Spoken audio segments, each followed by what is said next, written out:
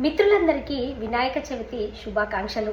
వినాయకుడికి గుంజీలు తీయడం ఎందుకు ఇష్టమో తెలుసుకుందామండి. ఒకసారి వినాయకుడి మేనమామ అయిన విష్ణుమూర్తి వినాయకుడి వద్దకు వస్తాడు.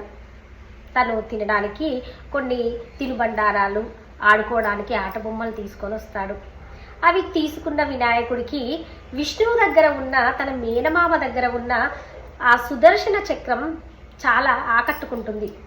ఆ సుదర్శన చక్రాన్ని వినాయకుడు కావాలని విష్ణుమూర్తిని అడుగుతాడు.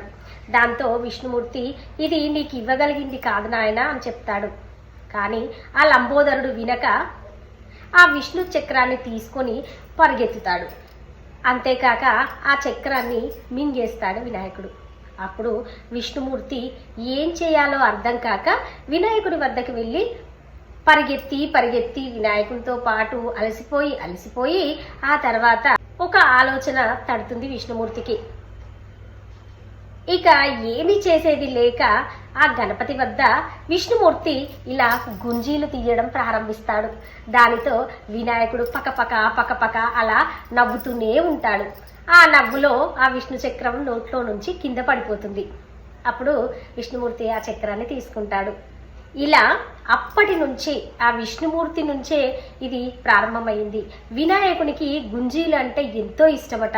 అలా మనం వినాయకుని పూజ చేసి గుంజీలు తీయడం వల్ల అతని అనుగ్రహం, ఆ గణపయ్య అనుగ్రహం మన మీద ఎంతో ఉంటుందని, మనం కోరిన కోరికలు ఇట్టే నెరవేరుస్తాడని ఆ వరసిద్ధ వినాయకుడు మన నమ్మకం.